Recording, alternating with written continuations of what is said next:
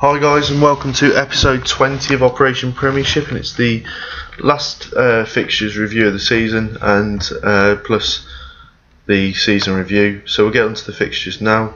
Actually, first of all, get onto the finances. As you can see, the finances are going pretty good. £1.8 million balance. We were taken over, I forgot to tell you earlier on in the season, just by a fans consortium though, so nothing.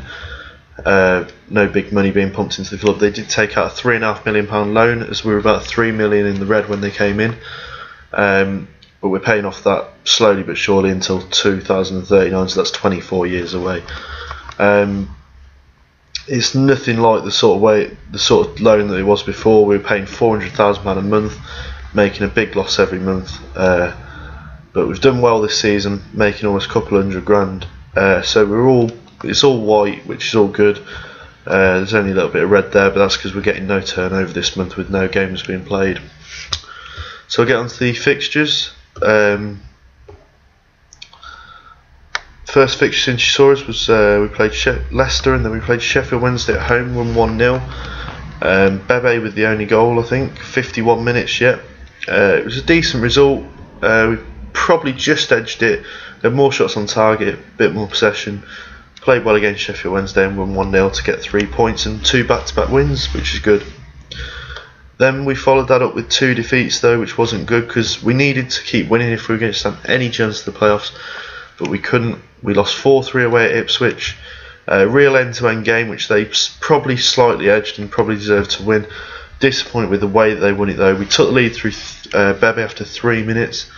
22 minutes, Patrick Berger made it 1-1. It's not the Patrick Berger you're thinking of. He's from Austria, this guy, striker. Pretty decent player, and he's scored 21 goals this season, which with him and J. Emmanuel Thomas up front, Ipswich are a danger. They then took a 2-1 lead after 50 minutes through Berger. We equalised through Bebe after 57. Mark Howard made it 3-2 after 60 minutes. But with quarter of an hour to go, Manuccio made it 3-3, and then I slightly pushed on and tried to win it, but we gave away a sloppy penalty in the 90th minute, and Patrick Berger sealed his hat-trick to make it 4-3 and take all 3 points, which, like I said, I was disappointed to lose it the way I did, but they probably did deserve it on the day. We then played Hull away and lost 2-1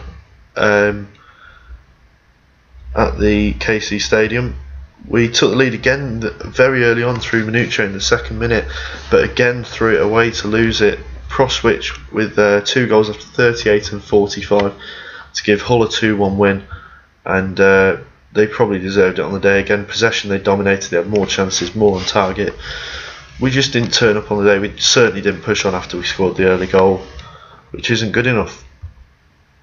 We then played Huddersfield at home. They started a little run of 4 unbeaten. They suffered 2 injuries in the first half, but Manuccio with the 11th minute goal and 67th minute goal, making it 2-0. Probably could have been any result on the day. It was very, very even affair on both sides, and a 2-0 win on the day, I'll take it. It was a good result against a team battling relegation, so it wasn't going to be easy. We then followed that up with a draw at home to Charlton, who were in the playoffs, so it was a decent result, especially when John Fleck was sent off after 16 minutes. We had a big job on our hands to try and keep Charlton at bay. We did until the 50th minute when Richard Chaplow scored for them, and I thought they were going to win it from there, but we managed to keep our heads, get back into the game from a corner. Manuccio made it 1-1 just before the hour mark. They probably had more chances than us, but look at the possession for 10 men for 74 minutes of the game. 57% of possession is really, really good, so I was really pleased with that, and a nice 1-1 draw towards the end of the season. We then drew 1-1 again away at Everton, this time at Goodison Park. A little bit disappointed that we didn't hold on for this because we played well, but it was the first time I'd avoided defeat against Everton since they were relegated, so not too bad. Bebe after 49 making it 1-0. Veritillo after 62 minutes making it 1-1 for Everton. The shots, they had more on target. We had 1 more shot than them. It was even on possession as well. To be honest, draw on the day was probably the fair result. I would agree. And yeah, I was pleased to avoid defeat against Everton, really, because they are a decent side still, and they've got a bit of money behind them. So to get a draw at their place was pretty decent. We then played our last game at home of the season and beat Derby 1-0, and it was William Ejeagwali's last performance at the Rico before his free transfer move in the summer, and he capped it off with his only goal of the season, 16th minute goal for us to give us the win 1-0. He was really, really good this season. He's played in every single game. We had 2 cup games against Gillingham and Man United. He played in both of those, and 46 league games out of 46. Previous seasons 44 and 43. He's made a lot of appearances for the club. That's 133 appearances in the league for us. He only scored his only goal of the game, goal of the season in his last home game. Saved it right till the end. But he's been a good servant to the club. I wouldn't say he's irreplaceable, but he's been really, really good, and he stays clear of injuries really well. So I'll be sad to see him go anyway. But a 1-0 win nevertheless was a good result against Derby. They were third at the time, but couldn't get up, couldn't go up automatically, couldn't be caught for third, so they had nothing to play for. They probably were the better side in the day, chances wise, but we had more possession, kept them at bay, and won 1-0 in the end, which was good. And our last game of the season was away at Leeds. Leeds had to really get a win just to make sure of safety. They were 1 point clear of the relegation zone, 2 points clear of the team below in 23rd. So they needed a win because they were within reaching distance of both of those. But they did get the win. Chris Collins though missed a penalty early on, trying to be cheeky with a chip. Alex McCarthy saved it, but Becchio did give them the lead after 66 minutes to make it 1-0. Bit disappointed with the chances that we had that we didn't score. 20 shots, 7 on target. We were slightly edged on the possession, but to be honest, it was just a replay of last season, but the other way around. Last time Leeds had nothing to play for, and we had the relegation battle. This time we had nothing to play for, they had the relegation battle. And on both seasons, the battling sides come out with a winner. And just hope, to be honest, I don't want to face Leeds away on the next last day of next season, so I just hope the fixtures come out a little bit different. But a 1-0 defeat, not too bad. We were already mid-table obscurity, so that's that. Quickly go on to the transfers before I show you the league table, just show you what's coming in and going out. Obviously you know about William Ejeagwali. We are signing Alban Meha from Paderborn in the German 3rd Division. He seems to be a lot better player than the German 3rd Division to me. I think the English game may suit him better than the German has.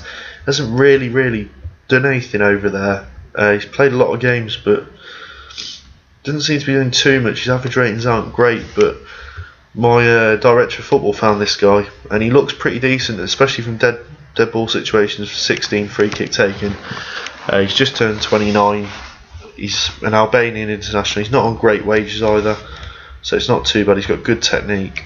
I think he could be a good playmaker in the advanced role if we can't get Olsen back, but we'll soon see. He'll be a good squad player anyway for the club. And last but not least, Cillian Smith. He's joining from Merview for 90 grand, and we have to give them a friendly whenever they want. They're in the 2nd tier of Irish football, and he's spent 2 seasons in England now.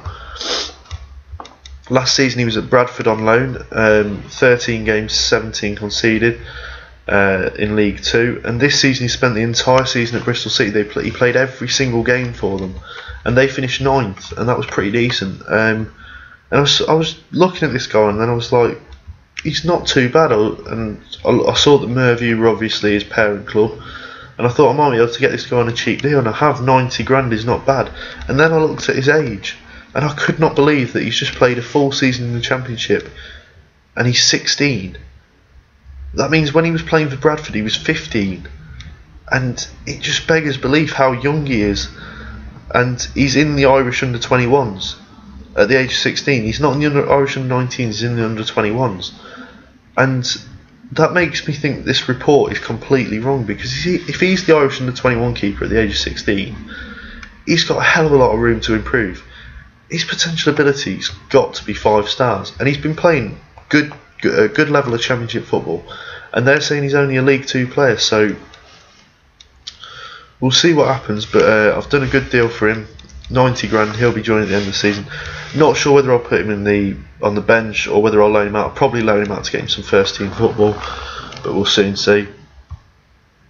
So the league table for us, we finished 15th. Cardiff went up, Blackburn went up, and Norwich went up. And going down were our rivals Leicester, bottom of the league, Sheffield United and Huddersfield. Had we scored against Leeds, Leeds would have gone down because Huddersfield got a win, so that would have been interesting. But those three will be going down. We finished 15th. If you look at the home record, we had the 8th best home record in the league: 13 wins, 2 draws, 8 defeats, 41 points. But our away record was dire. I didn't realise this till the end of the season. 23rd, second bottom with the away record, 4 wins, 6 draws and 13 defeats is terrible, and that's got to be improved on, because if we'd have finished anywhere up here in the mid-table section, we would have been in the playoffs. But we've missed out on it because our away form has been absolutely shocking. So we really need to improve on that, and if we do, we can get a decent position next season. So we'll go on to the Premiership, show you who's got the European football. Man City, United, Chelsea and Arsenal, the big four, getting the Champions League. Liverpool, Tottenham, Newcastle and Stoke picking up Europa League football, with Forest, Wolves and Brighton, the relegated sides, down to the Championship. Coming up from League One are champions Wigan, which isn't a surprise, Swindon second, and Hartlepool coming up through the playoffs is a bit of a surprise. Watford not getting in there, Colchester not coming back up, Doncaster still not coming back up, Bournemouth have slipped right down 17th now, and the teams going down were Walsall, Southend, MK Dons and Oldham. And in League 2 finally, teams relegated from the Football League: Accrington, Stanley and Barnet. Coming up, Northampton, Crawley, Shrewsbury and Rochdale. So not too bad. There was nothing for us team stats wise. The only thing for us player stats was the top goal scorer. Manucho scored 21 when it eventually brings it up. There we go, 21, joint fourth with Henry Ania. He was one behind J. Emmanuel Thomas with 22. Rabicic scored 26. For a relegated side, he's won in by Forest, so I don't think I'm going to get him. Plus they want 3.3 million for him. I can't afford that. And Jordan Rhodes picking up top goal scorer with 27. So no awards for us this season or anything like that, but we've had a good season and I think we can build on it. Next season I will be challenging for top 10, possibly playoffs. We'll see what we can do in the transfer window to strengthen the squad. That will be the next episode. The next episode will be the transfers, the pre-season, first few fixtures of next season, and possibly a live com, I'll see. But sometimes I don't have time for it because the transfers taking up quite a chunk, but we'll see. I'll try and fit one in for you. But if you enjoyed this episode, please do give it a like and subscribe if you haven't already. And also just leave me a comment if you want to on where you think we're going to finish next season. Any players you want me to sign or anything like that, obviously leave it in the comment box. I will reply to every comment. But that'll be it for now. Thanks a lot for joining me, and I'll see you again soon. Bye guys.